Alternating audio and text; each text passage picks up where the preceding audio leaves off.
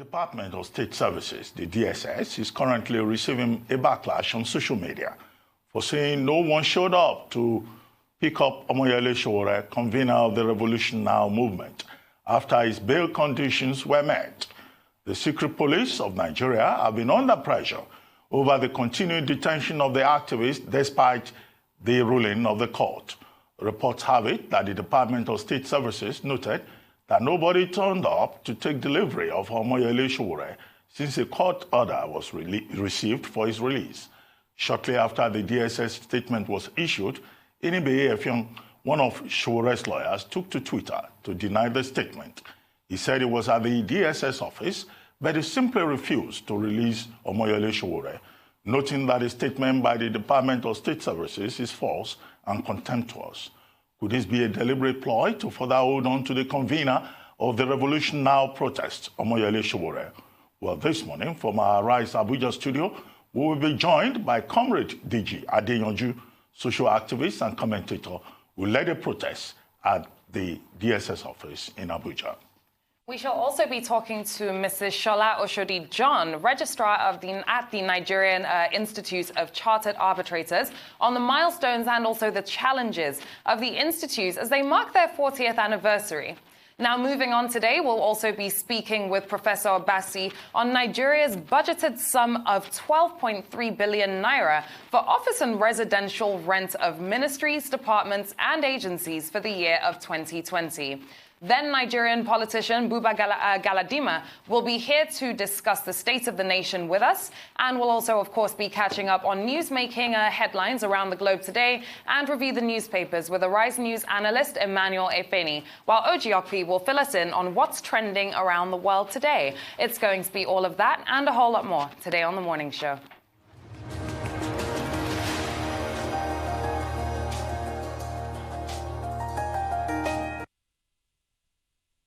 Welcome back to The Morning Show here on Arise News. It's now time to take a look at news stories making headlines around the globe.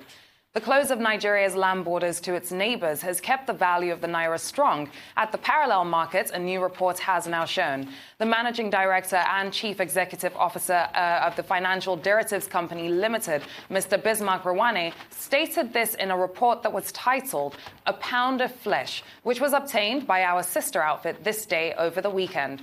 President Muhammadu Buhari had in August ordered the country's land borders to be shut down as part of the government's efforts to curb smuggling and other illegal activities. However, this day findings showed that the naira-dollar exchange rate, which was hovering between 362 and 361 naira to a dollar on the parallel market prior to the federal government's action, has been stable at 360 naira to a dollar.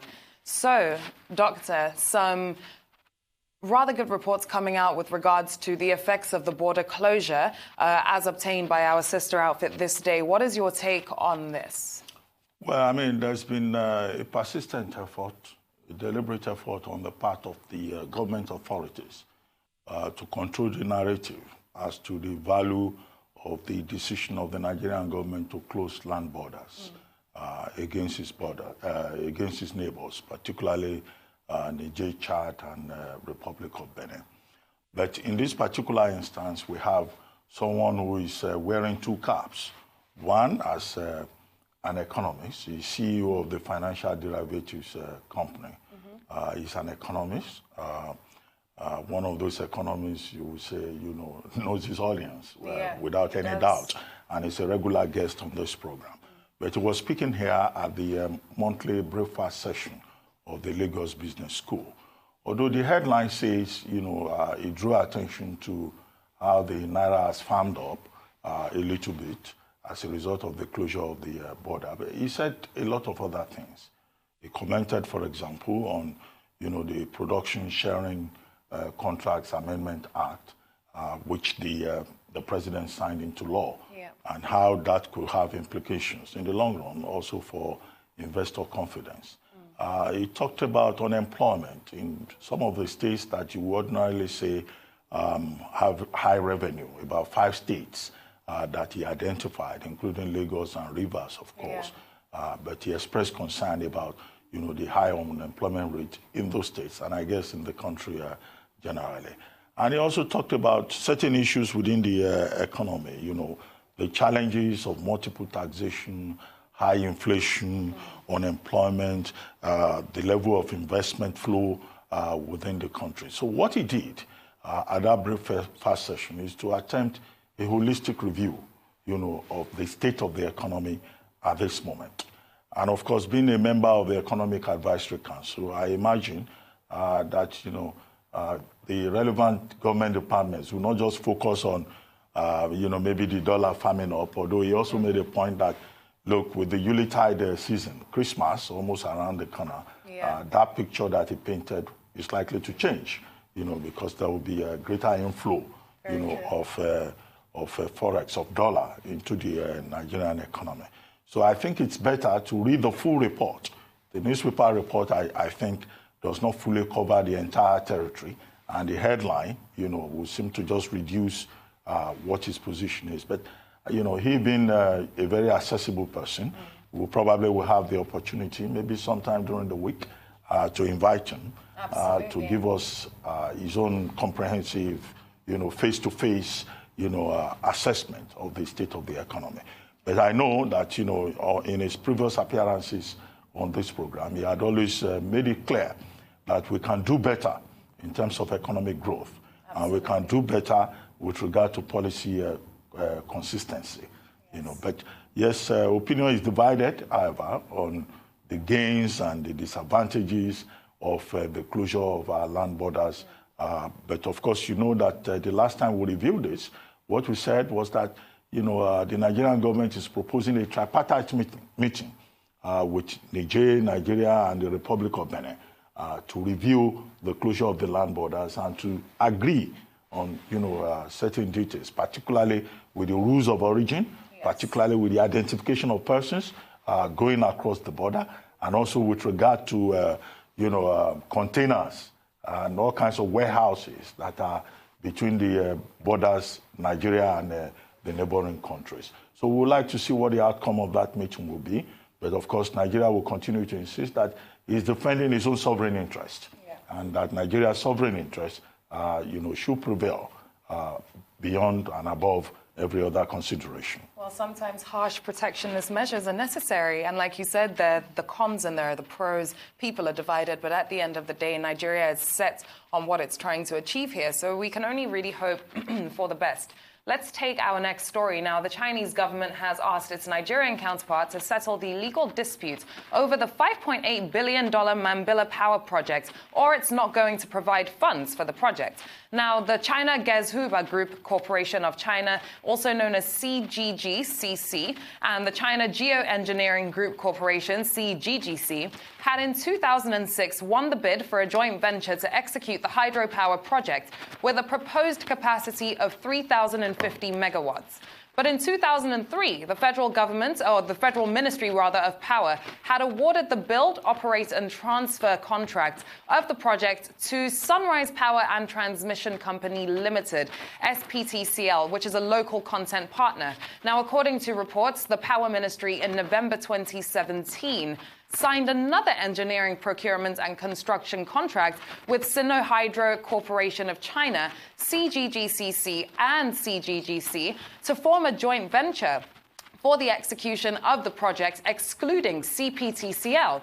As a result, CPTCL then filed a suit against the federal government and its Chinese partners at the International Chamber of Commerce in Paris, France, over an alleged breach of contract. Now, due to the ongoing legal tussle, Nigeria is at risk of $2.3 billion of a fine over the proposed 3,050 megawatt facility. So, not necessarily great news. We're seeing another threat posed with quite a high figure here, Doctor. What is your take on this and everything that seems to have gone wrong with this project? Well, I mean, it's unfortunate that the Mambilla hydro project, which could have contributed up to 3,000 plus megawatts to the national grid, has been a subject of controversy, back and forth, inconsistencies since 2003. When the project was initiated. The problem here, again, is about the management of contracts. It's about the management of trust. It's about remaining faithful to agreements and making sure that all the T's are crossed and all the I's are dotted. Yeah. Now, when the P&ID issue, occurred, one major revelation was that there were so many other contracts entered into by the federal government of Nigeria over which there are disputes and disagreements. And we had a guest on this program who tried, to draw our attention to these. And subsequently, this day, newspaper published quite a list of, other agreements entered into by the Nigerian government over which there were disputes. And this particular Sunrise Transmission and Power Company was cited. Subsequently, we had a story of Sunrise going to court at the International Chamber of Commerce in Paris, taking the Nigerian government to court and asking for over $2 billion as settlement. As you pointed out in the story, in 2003, the contract was originally awarded to Sunrise. In 2006, two Chinese companies took over. In 2016, a joint venture agreement was worked out to have a consortium of companies. In 2017, that was further firmed up. But you now have a situation where, Sunrise is taking the Nigerian government to arbitration, and that matter is before the court, before the arbitral court. Now, what the Chinese are doing will seem to make sense. They want to protect their interests. If you want to go into a business, you want to make sure that you are not encumbered in any way. And that's why they are saying that the Nigerian government should resolve its dispute with Sunrise, which is actually a Nigerian-owned company. Yeah. A gentleman called Leno Adesanya is the leading partner in that particular company. So two options are available to Nigeria. The first is to enter into negotiation, I think, with Sunrise, and also to take the additional step of reassuring the Chinese, because the Chinese companies, through China Exim Bank, are supposed to provide 85% of the funding for the project. Yes. And they are saying, well, we want to be sure there are no encumbrances, and that if there is a legal dispute, that the dispute is cleared before we commit 85% of the resources. And I think it is only fair. It's only fair. But the Nigerian government can also take steps to explain to the Chinese, to put the facts before them, for them to realize that maybe perhaps the dispute with the Sunrise Transmission Company may not affect them in any way. What is important at the end of the day is to get this project off the ground. Since 2003, and there are many projects like that in Nigeria that have been in progress for years. There are even, you'll be surprised, there are projects that have been in process since independence that have not been completed or resolved one way or the other because of this kind of, mismanagement of the contractual process. It's absolutely terrible, and hopefully you're right, the government does need to enter into negotiation with Sunrise, because that has to be the first step to sort of putting a reverse onto what is going on here. But on that note, let's go on a very quick commercial break, and as soon as we are back, the conversations and headlines continue. Stay with us.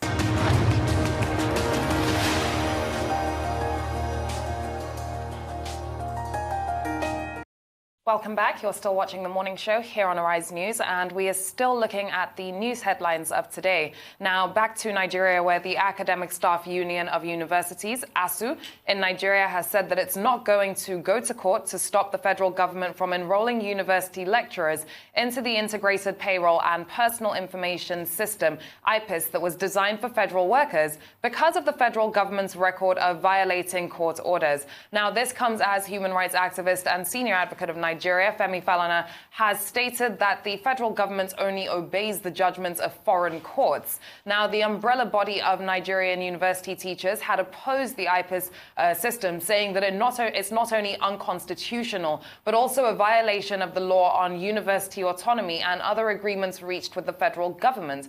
But the Benin Zonal Chairman of ASUU, Professor Fred Esume, told our sister outfit this day that the union's refusal to approach the court to stop the implementation of IPIS was because it felt that it would be an exercise in futility. So, Doctor, back to this topic again, and this is the latest coming out from ASUU. But of course, we've already stated constantly where we stand on this and where we stand on the system. But what is your take on what has now been said? Well, I mean, Professor Ezume, the Benin Zonal chairman of ASUU, saying that they will not take the federal government to court because they believe that the union believes that the federal government will not obey court orders. I don't see how that makes sense, clearly. Because indeed, the way the matter has gone, with ASUU saying that this is a question about autonomy, and that the federal government cannot erode the autonomy of the university. So there are legal questions there. Exactly. And what they should do, I think, for greater clarity and for the education of all of us is perhaps to go and test that university's, Amendment Act, of, I think, 2003, 2004, to go and test it in court and to see whether the issue of how salaries are paid is a matter of autonomy or not. So, but for him to prejudge what the outcome of that process will be and say, well, in any case, the federal government will not respect court orders, that's blackmail. Yeah. He's not in a position to know that, But if he goes to court, yes, you don't know the value of a law until you test it. So I will encourage ASUU, if there is no other option left to ASUU, to go ahead, really, to go to court and not listen to Professor Ezume. That's one leg of it. The second leg is that, ASUU continues to insist that his members are being harassed. Well, nobody should harass anybody over the matter of payment of salaries. ASUU is accusing governing councils and vice chancellors of supporting government. I think everyone involved should focus on the issue, on the argument. The Accountant General of the Federation has met with ASUU. The federal government has said it's open to further discussions. I think that, discussions, negotiations should take place. ASUU is insisting on, allowances, payment for external examiners, also for lecturers who do visiting lecturership in other places. I think all of that can be worked out. But if it is the federal government paying the salaries of university teachers and not the governing council, then the federal government in this particular case, or the state governments, in those states where you have the IPs, they have the right to say, look, we want to be sure that there is transparency and accountability. ASUU is not focusing more on that. ASUU is just talking about autonomy, without providing enough reasons, enough explanation beyond slogans for us to be able to understand why it does not want, a transparent, accountable, documentation of his members who draw money from the consolidated fund account.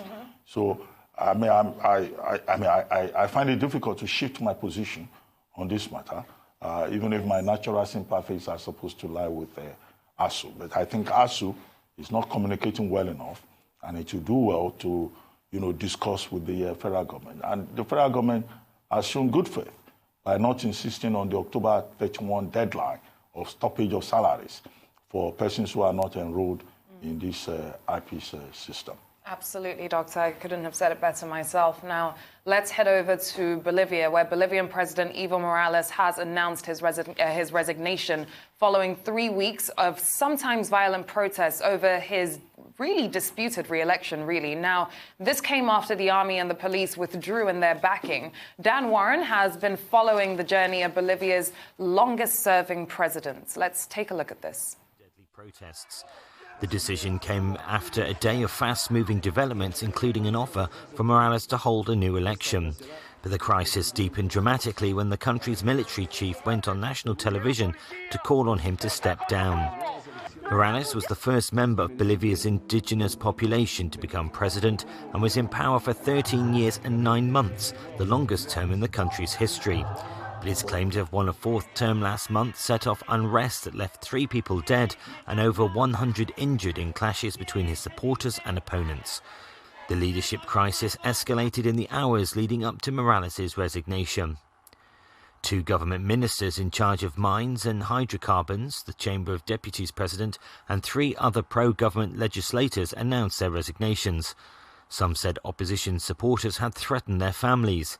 In addition, the head of Bolivia's Supreme Electoral Tribunal stepped down after the Organization of American States findings were released.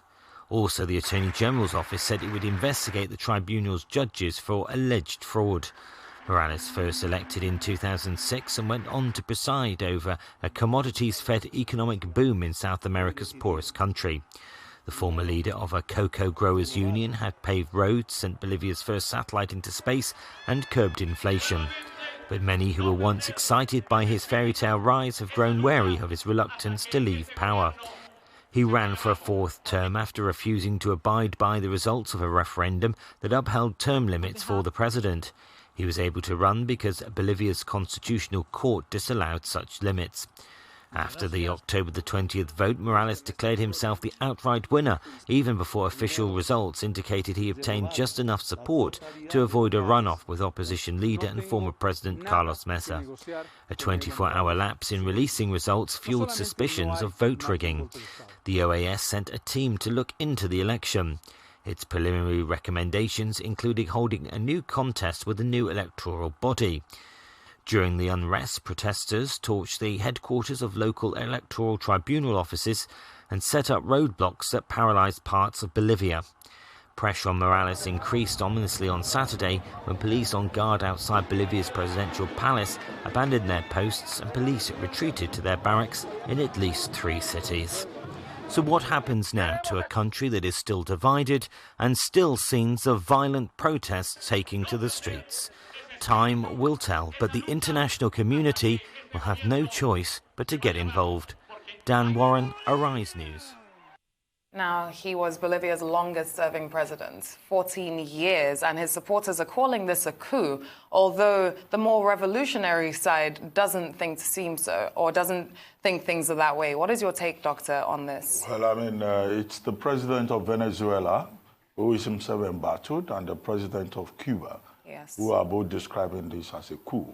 And, well, they may be right in a sense, because the head of the military had yesterday to advise, Evo Morales to step down, and that, the military forces were, securing land and air space, against those who may want to violate the sovereignty of Bolivia. And he advised Evo Morales to step down for the good of our country. And I'm quoting him directly. He said, for the good of our country. And of course, before Evo Morales himself stepped down, many others within his cabinet, the 2 leaders of the TES, the Electoral Commission, had stepped down. Ministers had stepped down. After he to announce his resignation, his vice president followed suit. So, I mean, it was already being isolated, and they could see clearly that after with the protests since the October 20 presidential election, that the game was up. Even the Organization of American States, the OAS, which had carried out an audit of the election, had called for fresh election, and had said that in the October 20 presidential election, that Evo Morales did not get the 10 percentage point margin that was required for victory. And you'll recall that, there were clearly irregularities, because the counting was going on, and it looked like it was going to lead to a December runoff. And then the counting of the results was suspended for 24 hours. Now, when the counting commenced, Evo Morales suddenly jumped ahead of Carlos Mesa, former President Carlos Mesa. So, and that raised suspicions. The people took to the streets. They protested. I think, in many ways, Evo Morales is a victim of his own greed. What you have seen here is a man who became president in 2006, the first indigenous person in a country that is divided along geographical lines, socioeconomic lines, racial lines. But he decided to stay permanently. In fact, he even had to force a referendum to insist that he could run almost perpetually. So he was running for the office for the 4th consecutive time. And that, of course, raised a lot of eyebrows. He did well. He curbed inflation. He improved the level of literacy. He did a lot of roads. He took Bolivia to space, under his watch. So, but that was no reason for him to want to perpetuate himself forever in office. What remains now is, how what will happen next. The OAS, the Organization of American States, has called for fresh elections. But the kind of fresh elections in which Evo Morales himself will not be involved, in which his deputy will not be involved, and which will be conducted by a new set of electoral umpires who are not compromised.